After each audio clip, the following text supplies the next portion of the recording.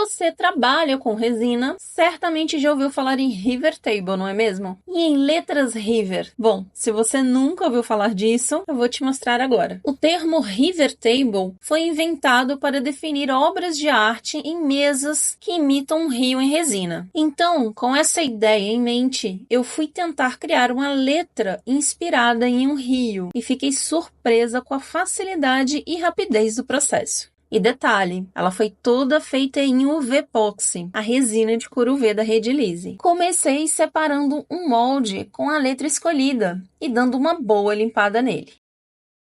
Separei também os elementos que eu gostaria de usar, e apesar de não usar todos, eu juntei bastante coisa para testar, como pedrinhas de rio de vários formatos e cores, musgo artificial e também musgo natural desidratado. Todas as minhas peças em UV, eu começo sempre fazendo uma camada de resina UV transparente. Primeira dica: se a resina UV estiver muito grossa dentro do pote e não estiver espalhando bem, você deve usar um soprador térmico para fazê-la ficar mais fluida. Apenas aponte o soprador em cima da resina, já dentro do molde, a uma distância de uns 10 centímetros, até verificar que ela está líquida o suficiente para correr pelo molde e cobrir todo o fundo. Essa primeira camada precisa ser a mais fina possível, pois é apenas para segurar os próximos elementos que eu vou utilizar. Depois de espalhar a resina e aquecê-la, eu não posso colocar na cabine imediatamente. Segunda dica: a resina de couro UV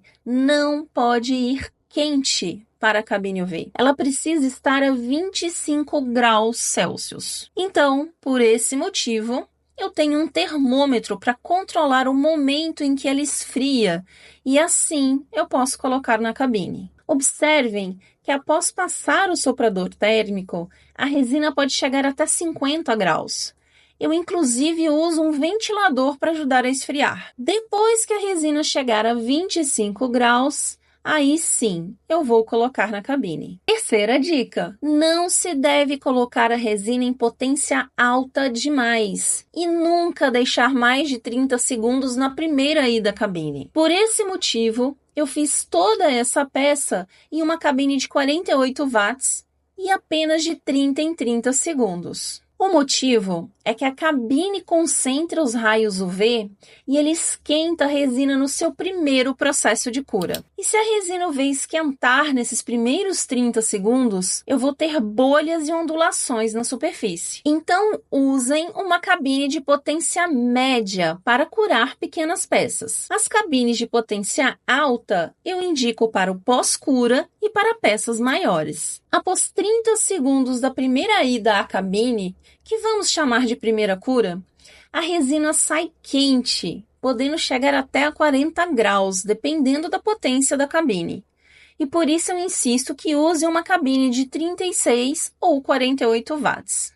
Quando se trata da cura da resina UV, sempre precisamos ter um meio termo, porque se usarmos cabines com menos de 36 watts, ela vai demorar demais na primeira cura, o que também pode criar ondulações na superfície. E se usarmos cabines acima de 48 watts, ela vai esquentar demais e também vai criar ondulações na superfície. Outra observação que eu preciso fazer com vocês é que as cabines elas têm variação de calor dentro delas, dependendo do formato que elas são. Essa peça que eu estou fazendo no vídeo tinha diferentes graus de calor dependendo de onde eu apontava o termômetro. Ou seja, a minha cabine esquenta mais de um lado do que do outro, indicando que ela está desregulada. Ah, Fernanda, como eu regulo minha cabine? Até onde eu sei, somente trocando os LEDs dela ou comprando uma nova. E como nem sempre podemos fazer isso, eu apenas espero a peça esfriar toda por igual. E sempre que lembrar, eu vou girando a peça lá dentro, podendo até usar uma plataforma giratória espelhada, que vai ficar rodando a peça lá dentro da cabine e o espelho vai ajudar na cura. Mas isso é assunto para outro vídeo. Depois que a peça chegar a 25 graus após a primeira cura, aí sim eu posso voltar com ela para a cabine por mais tempo, virando um molde e até mesmo numa cabine mais potente. Porque na segunda cura, a resina não esquenta mais. Interessante, não é? Aposto que você já teve problemas com a resina UV por não saber disso. Mas vamos voltar à criação da letra River. Aqui eu tenho uma UV-Pox que eu usei pigmento azul. E sim, eu posso usar pigmento na UV-Pox, desde que ele seja levemente translúcido, que a cor não impeça os raios UV a atravessarem a resina para curar. Se for uma cor totalmente fechada, como por exemplo o preto, aí você vai precisar de muito mais tempo para conseguir curar essa resina colorida. E aqui eu mostro como eu pigmento a minha UV-Pox da cor que eu quiser, simplesmente colocando um pouco da resina transparente em um pote separado e usando quantidades mínimas de corante translúcido da Red Lise até chegar no tom que eu quero. Se você quiser tons mais escuros, faça mais de uma camada com a mesma cor, sempre curando e esperando a resina esfriar. Mas isso eu também posso ensinar você mais detalhadamente em outro vídeo. Como eu decidi ralear a resina com soprador térmico para deixá-la mais fácil de espalhar no molde, eu vou precisar também esperar que ela volte para os seus 25 graus. Com a resina UV azul no molde, eu vou espalhando bem pelos cantinhos, limpando as laterais do molde para facilitar o acabamento. E enquanto ela esfria, eu tenho tempo para ir colocando as pedrinhas ao longo do molde, imitando as pedras que ficam ao longo de um rio. Eu faço isso e a resina vai esfriando.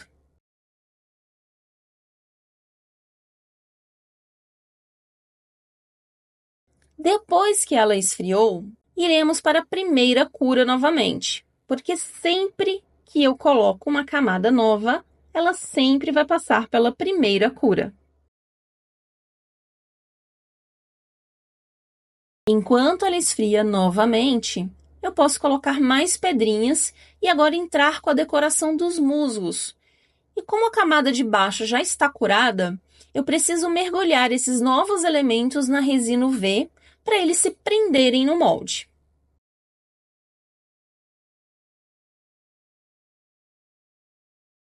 Depois que esfriar, eu vou levar por 30 segundos apenas para prender os elementos novos que eu coloquei.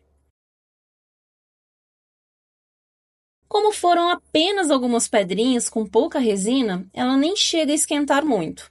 E eu então já vou vir com uma outra camada fininha de UV Epoxy e usar o soprador para ela se espalhar bem. Nessa camada por cima das pedras, eu vou colocar 2 peixinhos de rio, que eu também fiz com a resina UV, e também posso ensinar vocês em outro vídeo. Quando eu coloquei esses peixinhos, eu vi que surgiram bolhas, porque é normal que quando você coloque um elemento novo na resina líquida, ela crie bolhas. E nesse caso, eu não tirei as bolhas, eu as movimentei para perto da boquinha de um dos peixinhos, para dar a ideia que o peixinho estava em movimento.